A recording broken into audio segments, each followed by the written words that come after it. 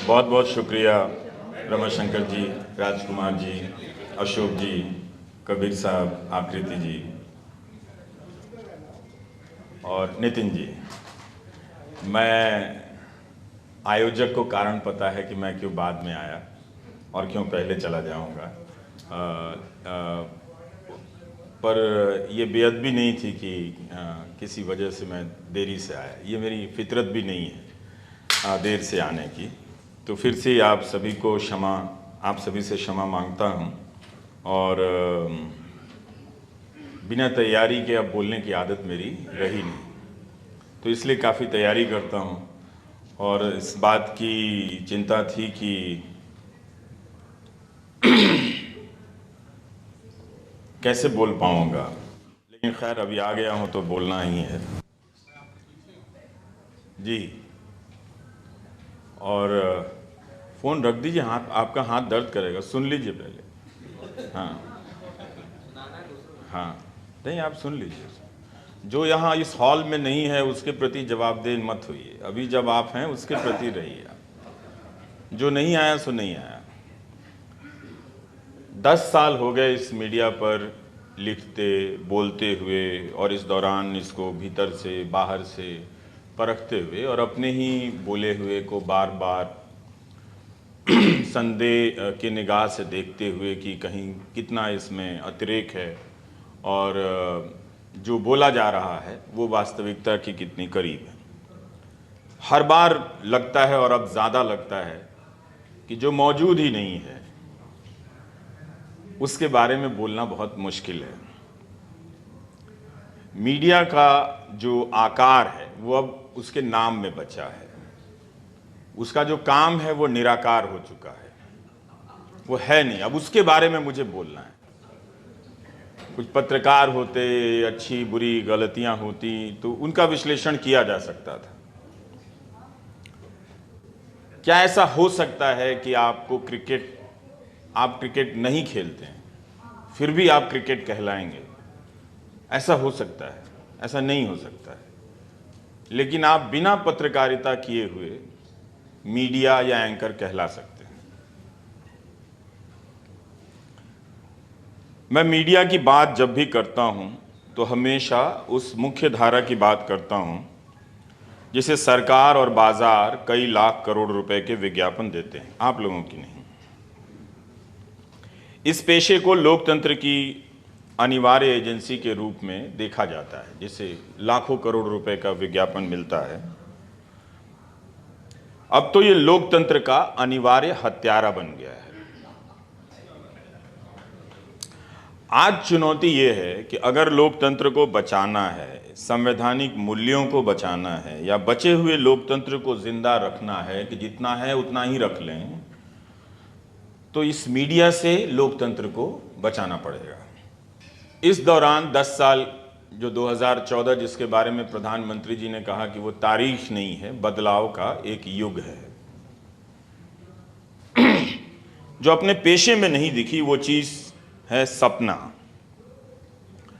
मुख्य धारा के भीतर काम करने वाले पत्रकारों के बीच अपने पेशे को लेकर कोई सपना नजर नहीं आता जब मैं मिलता हूं लोगों से। और जब सपना नहीं है तो जाहिर है जज्बा भी नहीं होगा।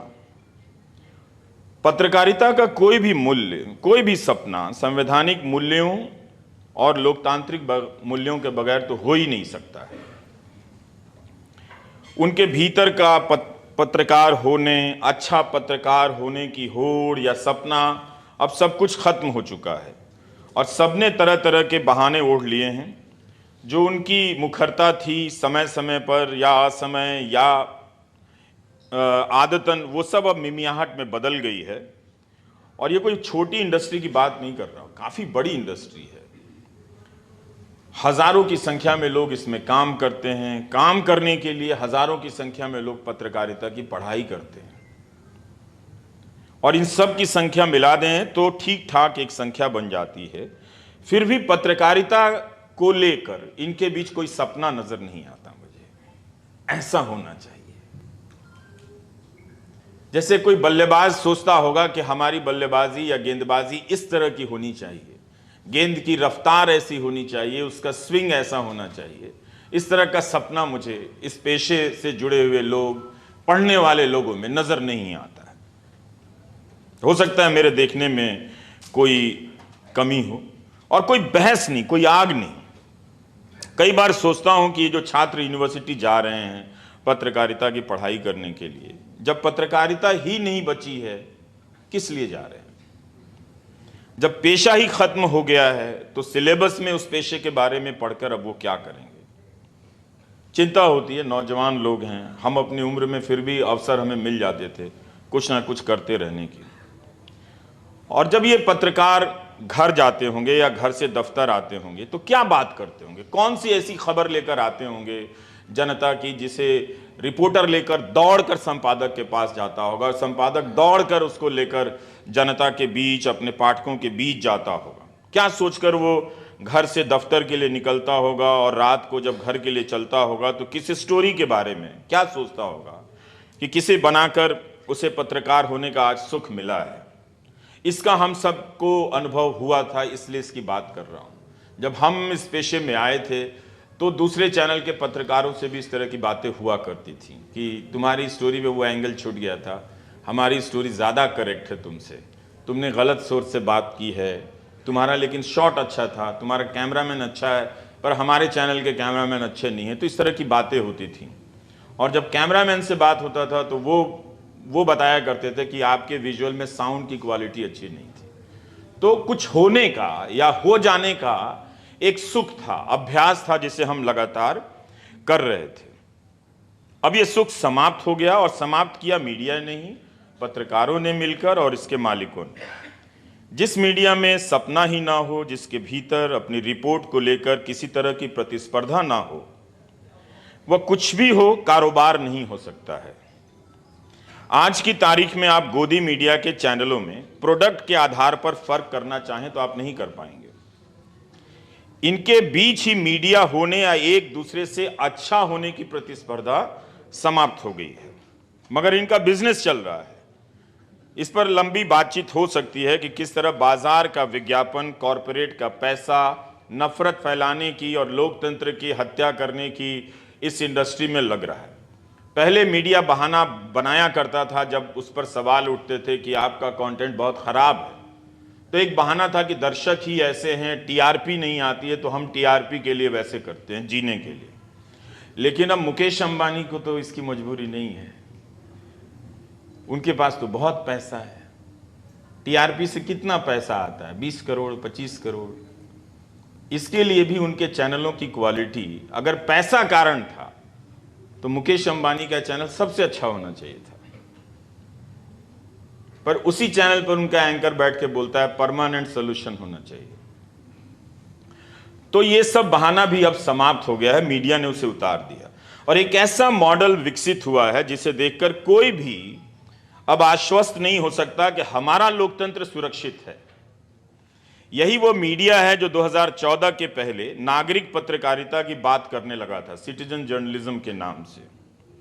नागरिकों की तरफ से सवाल पूछकर उन्हें सशक्त बना रहा था, और बीच बीच में भटक भी जाता था, भूत प्रेत करने लगता था, और फिर अपने काम पर लौट भी आता था कई बार, क्योंकि जनता के बीच ऐसा कुछ घट जाता था कि उसे लगता था कि उसके होने की तमाम जिम्मेदारियों में, तमाम भटकनों के बावजूद एक जिम्मेदारी है कि उसके बीच जाना है, क्योंकि जनता के बीच किसी तरह की सक्रियता नजर आती है। और इसीलिए आंदोलनों के बीच कई बार टेलीविजन चैनल स्टूडियो बनाने लगे और लाइव वहां से रिकॉर्डिंग होने लगी। जनता के बीच खड़े होकर वहां कुर्सी लगा दी गई और एक नया तरह का स्पेस बन रहा था। तो वो अक्सर वो जाता था क्यों जनता के पास? वो इसलिए जाता था कि वो अपने होने की शक्ति उसी से ग्रहण करता था कि ये हमारी ताकत है, ये हमारे पाठक हैं, ये हमारे दर्शक हैं। 2014 के बाद से मीडिया ने अपनी शक्ति के उस स्रोत को बदल लिया। वो सोर्स ही खत्म कर दिया कि हमें जनता से शक्ति नहीं लेनी है। सरकार से शक्ति लेने लगा और पूछना बंद कर दिया सरकार से, जनता से पूछने लगा। आपको चिन्हित करने लगा, आपके लेखकों को चिन्हित करने लगा, उन्हें गद्दार, देशद्रोह, तरह तरह के नामों से पुकारने लगा। वो एक तरह से जैसे चुनावों के समय पहले बाहुबली हुआ करते थे, उसी तरह से अब ये सूचना के नए बाहुबली हैं। ये सारे लोग लठायत हैं। इनका काम आपको सूचना देना नहीं है, बल्कि यहां की सूचना कहीं और ना पहुंच जाए उसे रोकना है। ये सूचना के लठायत हैं ये सारे। तो इसीलिए आप देखेंगे कि वो जनता को धमकाता है। यहीं पे जब ओलंपिक पदक विजेता महिलाएं प्रदर्शन कर रही थी, कहा करती थी कि हमारा इंटरव्यू लेने तो बहुत लोग आते हैं, पर दिखता कहीं नहीं है, उन्हें नहीं दिखाया गया। और जब किसान आंदोलन करने गए तो बिना जाने पड़ताल किए मीडिया ने झट से उन्हें आतंकवादी कह दिया। यह कभी नहीं हुआ। जिन्हें अन्नदाता कहा जाता था, पता नहीं किसानों के लिए कितनी अलंकृत शब्दावलियां विकसित कर दी गई थी कि ये हैं वो हैं, उन्हें एक झटके में आतंकवादी कह दिया गया, आंदोलनजीवी कह दिया गया। तो उन्होंने साफ कर दिया कि अब हमें इनसे अपनी शक्ति नहीं चाहिए।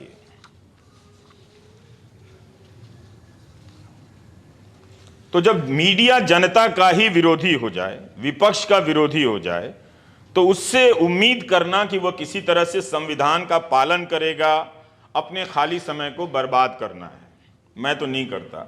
लोकतंत्र विरोधी होने के लिए जरूरी था कि मीडिया जनता और विपक्ष दोनों को बाहर कर दे अपनी परिभाषा से और अपने काम से। उसने कर दिया। इसलिए 2014 सिर्फ तारीख नहीं है, बदलाव का युग है। इसके बाद एक चीज की और जरूरत थी, सूचना को बाहर कर देने की। वो काम भी बहुत आसानी से किया गया। कितनी खबरें आपको मंत्रालयों या खोज कर लाई गई हैं, आप जब अखबारों को पलटेंगे तो ऐसी खबरें या इस तरह की खबर कर लाने वाले पत्रकारों की पहचान या नाम अब आपको याद नहीं आएगा। खासकर जिस गोदी मीडिया, मेन स्ट्रीम मीडिया की मैं बात कर रहा हूं, और उन्हीं की बात कर रहा हूं। यहां तक कि जब झूठ का हमला हुआ तो मीडिया ने झूठ से लड़ाई नहीं की, दोस्ती कर ली। और इस लड़ाई को लड़ा कौन? बाहर के लोग। ऑल्ट न्यूज, बूम लाइव, इन सबको आउटसोर्स कर दिया गया कि जो फेक न्यूज है इसका खंडन करना, इसको बताने का काम हम नहीं करेंगे। क्यों? क्योंकि फेक न्यूज जो है दरअसल वही सरकारी न्यूज था, वो पॉलिटिकल न्यूज था। तो अगर आप उस पॉलिटिकल फेक न्यूज का खंडन करते तो आप उसकी निगाह में आ जाएंगे। सबका मालिक एक है। तो इसलिए ऑल्ट न्यूज और बूम लाइव ने यह जिम्मेदारी उठाई, आउटसोर्स हो गया। ये छोटे छोटे संगठन मीडिया और सरकार के झूठ को अब फर्क करना बहुत मुश्किल है कि ये फेक न्यूज किसका है, सरकार का है या मीडिया का है, सरकार के लिए है या मीडिया के द्वारा फैलाया गया फेक न्यूज है। तो ये लोग अब लड़ रहे हैं। यह गोदी मीडिया भी अपने आप में सरकार का एक तरह से झूठ है। तो इसलिए जब आप मोहम्मद जुबैर की टाइमलाइन पर जाएंगे तो कमाल का काम मिलेगा। यह अकेला नौजवान सिर्फ भारत के फेक न्यूज की बात नहीं, इसराइल के समर्थन में जिस तरह के फेक न्यूज मटेरियल का इस्तेमाल होता है और जिस तरह से वो पर्दाफाश करता है, वो कमाल की बात है। तो ये सपना, ये करने का सपना मीडिया के भीतर के लोगों का होना चाहिए था, पर उसका नहीं है। जो हर 30 तारीख को ट्विटर पर अनाउंस करता है कि मुझे इतने पैसे की जरूरत है, अभी 1 लाख ही आए हैं, आप कुछ और पैसे दे दें। लेकिन विज्ञापन, और आप सब पैसा दे रहे हैं अखबार को, वो बंद कर दीजिए। आज से वो पैसा मुझे भेज दीजिए, मैं अच्छे अच्छे शर्ट खरीद के आपको तस्वीरें भेज दूंगा कि आपके उस 250 रुपए से देखिए कोई तो खुश है इस देश में। तो वो बंद कर दीजिए। नहीं, तकलीफ होगी लेकिन बंद कर दीजिए वो काम। और बहुत सोच समझ के बोलता हूं। तो आए दिन ये नौजवान, अब इसने, और हर दिन ये जो समाचार एजेंसी है ANI, इसके न्यूज को वो कितनी बारीकी से पकड़ता है। कई बार इस तरह से पकड़ता है कि डिलीट करना पड़ जाता है ANI को अपने ट्वीट से। हर समय वो पर्दाफाश करता है। तो वो लगातार, तो पता है कि हर समय में मीडिया के भीतर एक विषय बनता है और उस विषय के हिसाब से जो योग्य पारंगत लोग होते हैं वो ले आए जाते हैं कहीं से, लेकिन कहीं नहीं है। क्योंकि सारे अखबार के मालिकों को, चैनल के मालिकों को पता है कि फेस जो फेक न्यूज़ है, जो व्हाट्सएप यूनिवर्सिटी का प्रोपेगेंडा है, वो साहब का है, आप उस पर हाथ मत डालो।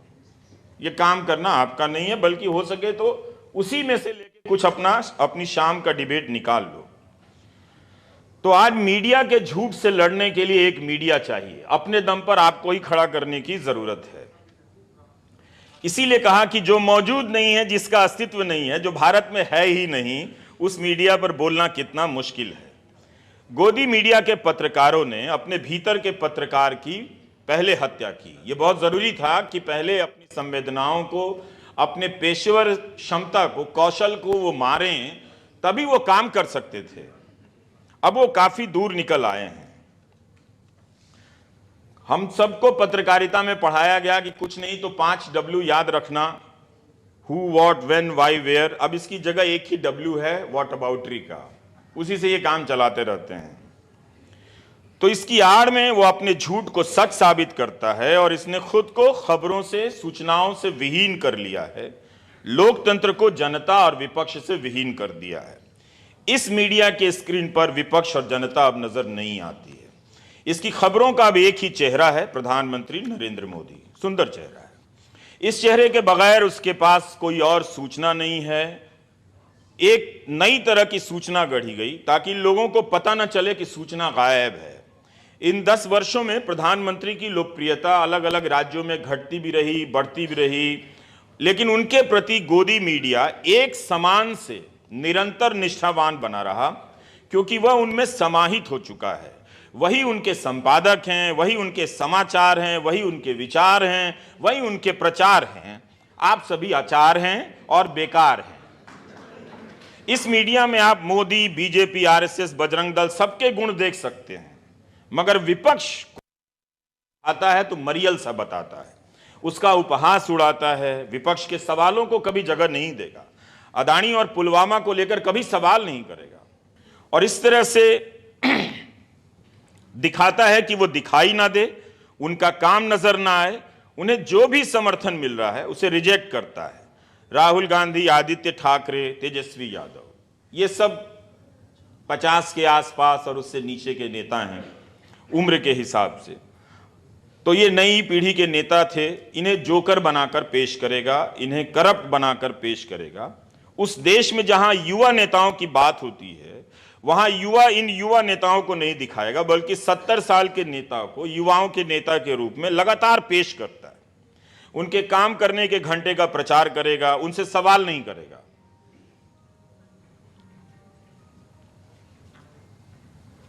तो विकल्प की कल्पना से मुक्त यह गोदी मीडिया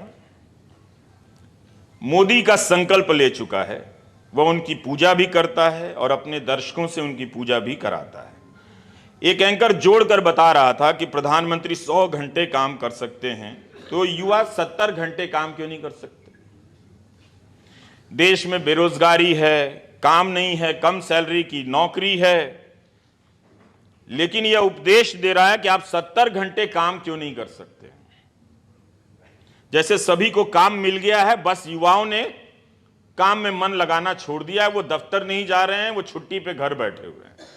2019 में इन युवाओं से कहा गया कि पकौड़ा तलना भी रोजगार है। अब उसे सुनाया जा रहा है कि 70 घंटे काम करो और काम का पता नहीं। वो आजीवन सैनिक बनना चाहता है हमारा युवा, आपने 4 साल का अग्निवीर बना दिया। यह एंकर क्यों नहीं कहता कि जवान को पूरी नौकरी मिलनी चाहिए, लेकिन इसके विकल्प में किस तरह के सवाल मीडिया समाज के बीच पहुंचा रहा है, इसलिए कि इसे जनता की बात करनी ही नहीं है, जनता को डांट लगानी है। इसने बहुत दुस्साहस के साथ जनता को बताकर, सामने से नजर मिलाकर जनता को ही भगा दिया। और हैरानी होती है कि जो जनता शाम को दर्शक होती है, सुबह पाठक होती है, कैसे इसे सहन कर रही है। क्या इसके पास इस गोदी मीडिया के को ना देखने का कोई भी लोकतांत्रिक तरीका नहीं बचा है?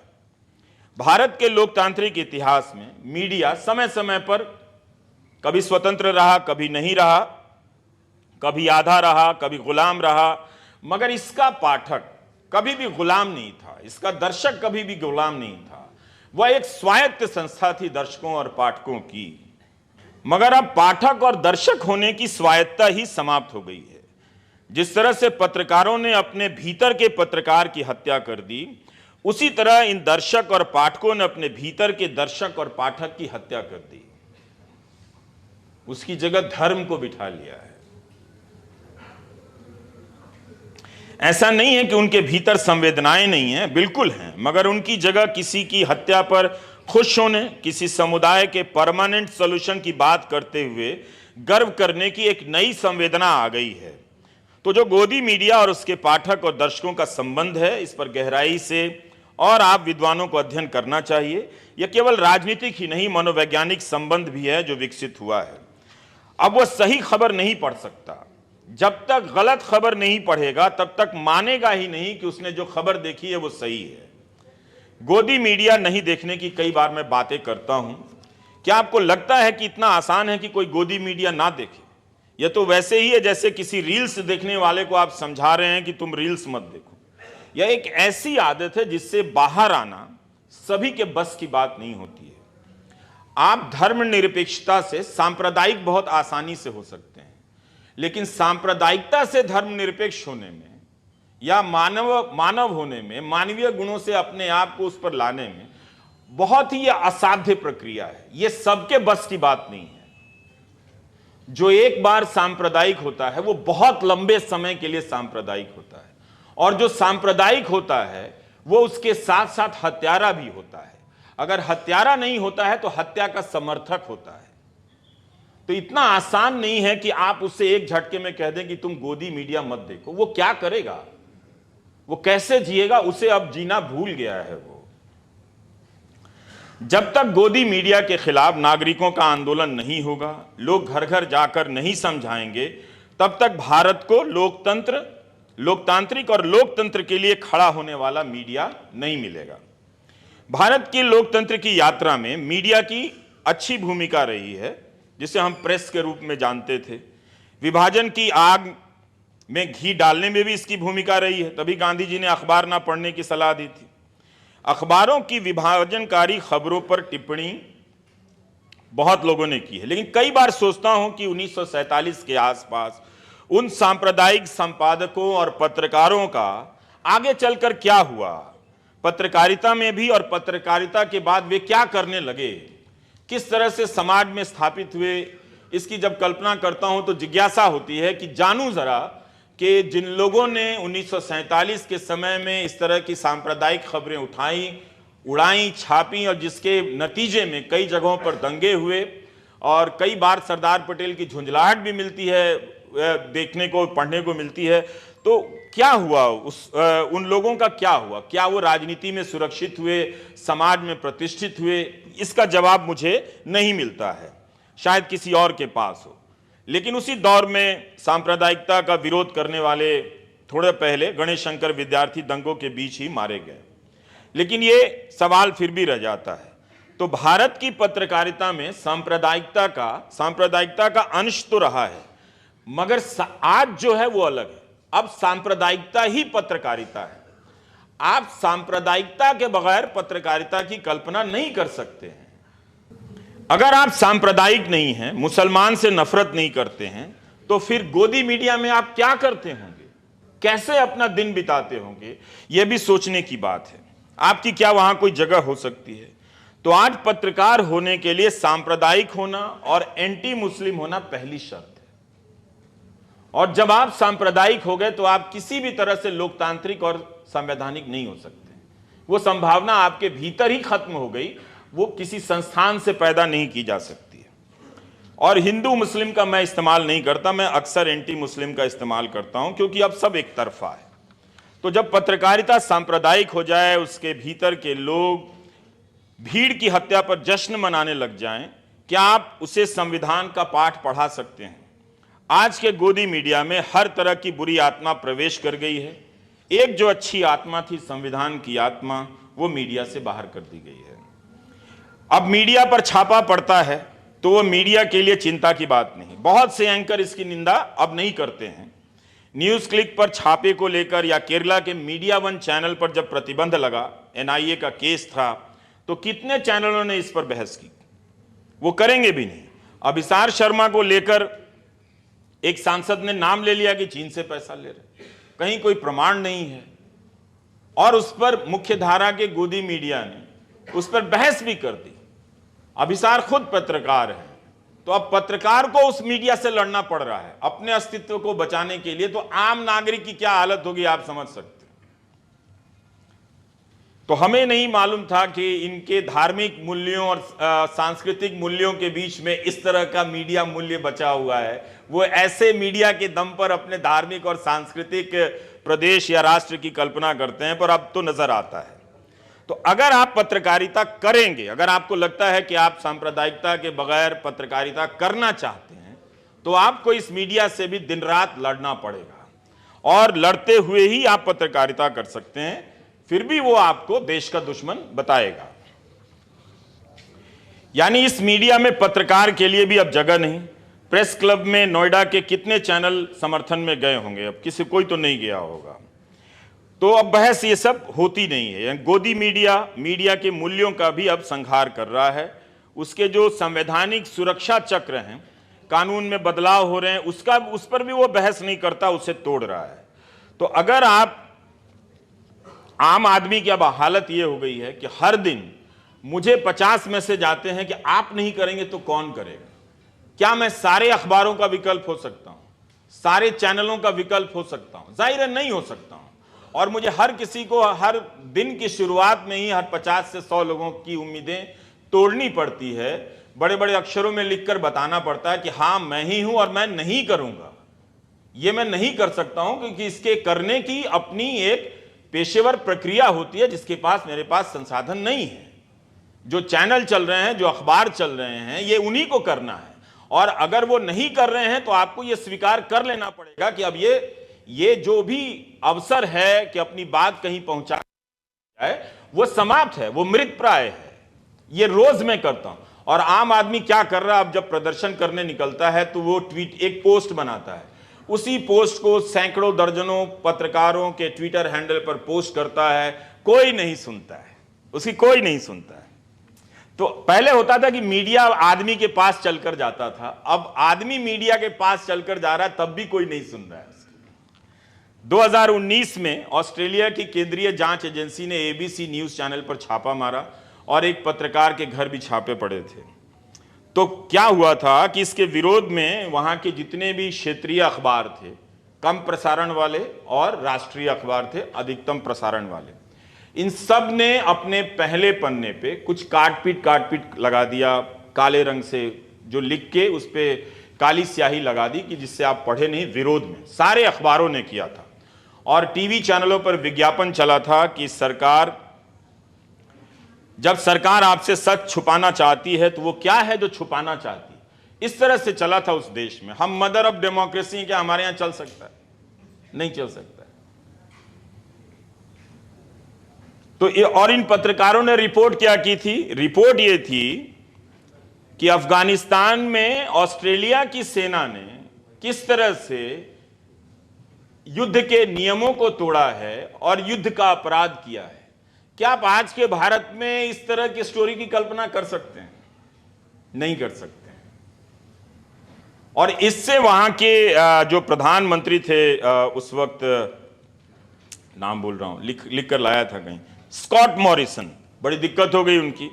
तो एक राइट टू नो कोएलिशन बना था, राइट टू नो कोएलिशन।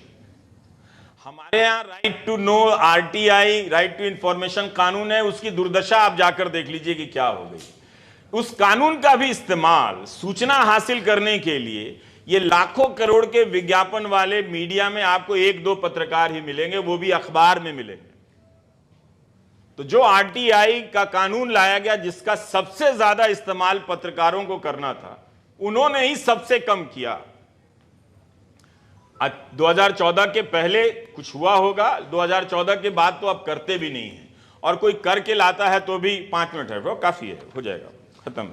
तो इस तरह से 2018 में अमेरिका में भी बॉस्टन ग्लोब के नेतृत्व में करीब 300 अखबारों ने संपादकीय लिखा था, प्रेस फ्रीडम के लिए लेके लिखा था। तो ऐसा नहीं है कि मैं पश्चिम के अखबारों को आदर्श के रूप में पेश कर रहा हूं, अभी तो बिल्कुल भी नहीं कर सकते। इसराइल और गजा को लेकर जिस तरह से उनकी रिपोर्टिंग है वो बहुत खराब है। लेकिन उसी रिपोर्टिंग में उन्हीं चैनलों के प्रतिनिधि आप देखेंगे जो गजा में मारे जा रहे हैं। 28-29 पत्रकारों की वहां पर हत्या हुई है इस युद्ध में, और ये चैनल कम से कम इसमें इतना लिहाज बचा हुआ है कि कह रहे हैं कि हमारे संवाददाता हैं। मुझे ठीक से नहीं मालूम कि ये इनके पूर्णकालिक संवाददाता हैं या अंशकालिक हैं, स्ट्रिंगर हैं, लेकिन फिर भी ये कहना कि ये हमारे संवाददाता हैं। और उन पर इसी दौर में आप देखिए कि वहीं के पत्रकार हैं जो उस युद्ध क्षेत्र से रिपोर्टिंग कर रहे हैं, उनके अपने बच्चे मारे जा रहे हैं, परिवार के लोग मारे जा रहे हैं, फिर भी वो रिपोर्टिंग कर रहे हैं। तो क्या इस तरह का सपना और जज्बा इतने बड़े देश में है? नहीं है। अब तो कोर्ट पे भी आप क्या ही कहें, उनका जज लोग दुखी हो जाएंगे कि हमारे बारे में भी छोड़ता नहीं है। तो इस तरह से आप देखिए कि कितना एक ज़रूरी पेशा था, डॉक्टर की तरह ही एक ज़रूरी पेशा है। डॉक्टर भी वहाँ से नहीं भाग रहे हैं, अल-शिफा अस्पताल के डॉक्टरों ने तो मैदान छोड़कर नहीं भागे, वो वहाँ टिके हुए हैं। कायदे से आज के मीडिया में वो उन्हें हीरो बनाया जाना चाहिए था कि ये जो अपनों को मरता हुआ देख रहे हैं, दूसरों को बचाने की कोशिश कर रहे हैं, पता है कि बिजली जाएगी और अस्पताल पर बम गिरने वाला है, ठीक से पता है, 100% पता है कि यही होने वाला है, तब भी वो मरने के लिए वहाँ पर खड़े हैं। इस 10 वर्षों में भारत के लोकतंत्र पर कितना हमला हुआ। नागरिकों से जब लोग मुझसे पूछते मुझे क्या करना चाहिए, मैं बताता हूं उपाय। ऐसा उपाय बताऊंगा कि कपड़े भी गंदे नहीं होंगे। तुम इस गोदी मीडिया के अखबार और न्यूज चैनल को 250 रुपया देना बंद कर दो। इतना काम नहीं होता है। जिन अखबारों में सांप्रदायिक खबरें छपती हैं, जिनके खिलाफ छपती हैं, वो भी लेके पढ़ रहे होते हैं उसे, क्योंकि उनमें उनका भी फोटो छप जाता है कभी कभी। तो जब आप इस मीडिया से नहीं लड़ सकते हैं, तो जब आप कोई भी लड़ाई आज के दौर में इस गोदी मीडिया के बनाए हुए मूल्य जाल से लड़े बगैर, वो लोकतांत्रिक और संवैधानिक लड़ाई हो ही नहीं सकती। इसका मतलब है कि आप समय बर्बाद कर रहे हैं। खत्म कर रहा हूं। प्रधानमंत्री नरेंद्र मोदी, राहुल गांधी और मुझ में एक चीज कॉमन है, हम तीनों यूट्यूबर हैं। लेकिन कुछ कुछ अंतर भी है। राहुल गांधी शायद नहीं कहते हैं कि मेरे चैनल को सब्सक्राइब करो, अगर कहा भी होगा तो मेरे ध्यान में नहीं, लेकिन प्रधानमंत्री ने कहा कि मेरे चैनल को सब्सक्राइब कीजिए, तो उस मामले में मैं उनसे सीनियर हूं, क्योंकि उनके पहले से मैं कहता आ रहा हूं कि मेरे चैनल को सब्सक्राइब कीजिए। तो और ट्विटर पर भी मैं उनसे सीनियर हूं, प्रधानमंत्री से उनसे पहले आया हूं ट्विटर पे।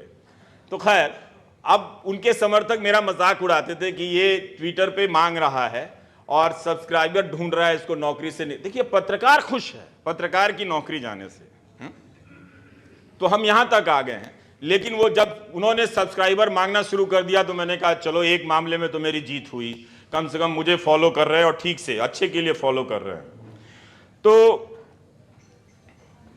यह है कि आपको समझना चाहिए कि प्रधानमंत्री को क्यों यूट्यूब पर आना पड़ा, राहुल गांधी और मुझे क्यों यूट्यूब पर आना पड़ा।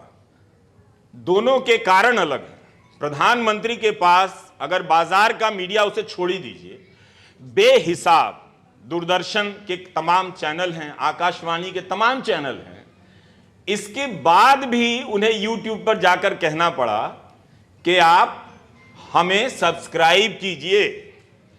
इसलिए नहीं कि टेलीविजन के बताया जाता है कि दर्शक कम हो गए हैं, ये कुछ कारण रहे होंगे, या फिर इन एंकरों की साख खत्म हो गई है तो अब ज्यादा उससे वसूली नहीं हो रही है। पर मुझे लगता है कि ये बहुत ज्यादा मजबूत कारण नहीं है। हमें ये कभी भी भ्रम में नहीं रहना चाहिए कि YouTube का जो स्पेस है वो कोई गैर सांप्रदायिक स्पेस है। वहां पर ज्यादा सांप्रदायिकता, मुख्य धारा के गोदी मीडिया से कहीं ज्यादा सांप्रदायिक पत्रकारिता या फिर सामग्रियां, ऐसे कार्यक्रम मजबूती से जमे हुए हैं। तो प्रधानमंत्री उनके तक पहुंचने के लिए कह रहे हैं कि मुझे भी सब्सक्राइब कर लो और अपने अपने कार्यक्रम में मेरा भी थोड़ा थोड़ा डालना शुरू करो। तो ये किए है। लेकिन राहुल गांधी को मीडिया ने जिस तरह से ब्लॉक किया, एक विपक्ष के नेता को, वो जब भी प्रेस कॉन्फ्रेंस करते हैं अदानी के मामले पे, तो वो तो कभी दिखाया नहीं जाता है, कभी उस पर बहस नहीं होती कि राहुल, क्योंकि जब आप बहस करेंगे तो अदानी पर जितने भी खबरें छपी हैं वो सब रिसर्च में ऊपर आ जाएंगे। प्रवक्ता बोलने लग जाएगा तो करना ही नहीं है। तो इस तरह से आपके सामने ये स्थिति बना दी गई है। सत्यपाल मलिक का इंटरव्यू जब राहुल गांधी कर रहे थे तो मुझे अच्छा नहीं लगा। अच्छा अपने लिए नहीं कि भारत की पत्रकारिता अब इस हाल में हो गई कि विपक्ष के नेता को पत्रकार बनना पड़ रहा है और जो पत्रकार है वो विपक्ष की हत्या कर रहा है। तो इसलिए मुझे अच्छा नहीं लगा। और यह भी लगा कि जिस नेता को मीडिया ने मजाक उड़ाया और कमजोर साबित कर दिया, उस नेता ने अपने एक इंटरव्यू से लाखों करोड़ की इंडस्ट्री वाले मीडिया को हमेशा हमेशा के लिए शर्मिंदा कर दिया कि जब तुम नहीं हो तो हम विपक्ष का नेता भी बनेंगे और हम इंटरव्यू भी करेंगे। यह बहुत दुखद क्षण था जब मैं उस इंटरव्यू को देख रहा था। देखते समय हर क्षण मुझे बहुत दुख हो रहा था कि इतना बड़ा देश, इस मीडिया का इकबाल इतना गिर गया कि नहीं, अभी हम भ्रम में नहीं रहते हैं। लेकिन खैर 7 फरवरी 2023 को, मैं अब बात खत्म कर रहा हूं, प्रधानमंत्री नरेंद्र मोदी ने कहा था कि इन लोगों को ईडी का धन्यवाद करना चाहिए कि ईडी के कारण ये लोग एक मंच पर आए हैं। ईडी ने इन लोगों को एक मंच पर ला दिया। जो आरोप विपक्ष लगा रहा था कि आप ईडी का राजनीतिक इस्तेमाल कर रहे हैं, उस आरोप की स्वीकृति वो संसद में कर रहे थे कि ईडी के कारण इनकी एकजुटता हुई है, ईडी ने इनको ला दिया है। जो काम देश के मतदाता नहीं कर पाए, देखिए अब वो मतदाता को भी कोस रहे हैं। जो काम देश के मतदाता नहीं कर पाए वो ईडी के लोग कर रहे हैं। तो ये एक सवाल था। और इसी साल फरवरी में प्रधानमंत्री ने कहा कि मोदी पे भरोसा, ये देखिए जिनके पास गोदी मीडिया का निरंतर सुरक्षा चक्र है, वो कह रहे हैं कि मोदी पे भरोसा अखबार की सुर्खियों से पैदा नहीं हुआ है, मोदी पे भरोसा टीवी पर चमकते चेहरों से नहीं हुआ है। जिन्होंने कितनी खिदमत की उनके बारे में वो कह रहे हैं कि मोदी पे भरोसा अखबार की सुर्खियों से पैदा नहीं हुआ, मोदी पे भरोसा टीवी पर चमकते चेहरों से नहीं हुआ, जीवन खपा दिया है, पल पल खपा दिए हैं। एक और बयान है अशोक जी, वो मैं कहना चाहता हूँ। 2019 का चुनाव हो रहा था, इंडियन एक्सप्रेस के राजकमल झा और रवीश तिवारी अब नहीं हैं, उनका इंटरव्यू है और उस इंटरव्यू में एक लाइन है। मैं अक्सर सोचता हूँ कि उस स्तर का अखबार क्यों नहीं इस लाइन को हेडलाइन में डाला था, और क्या ये एडिटोरियल चूक थी? ये हो ही नहीं सकता है। हम सब जब किसी बड़े नेता का इंटरव्यू करते हैं तो उसकी एक एक बात पे बहुत गहरी निगाह होती है और उसकी 3-4 बातों में से हम चुनाव करते हैं कि किस लाइन को हम हेडलाइन बनाएं जो लगे कि उसका न्यूज़ वैल्यू ज़्यादा है। तो प्रधानमंत्री कहते हैं, whether news gets published is not the only thing in a democracy. समाचार प्रकाशित होता है या नहीं, लोकतंत्र में यही एकमात्र चीज़ नहीं है। नमस्कार।